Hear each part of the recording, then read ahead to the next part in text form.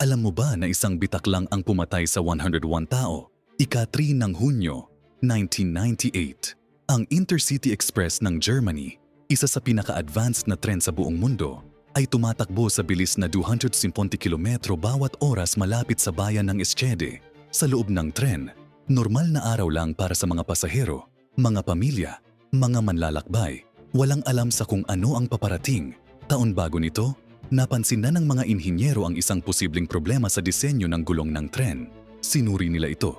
Sinabi nilang, ligtas pa rin. Mali sila.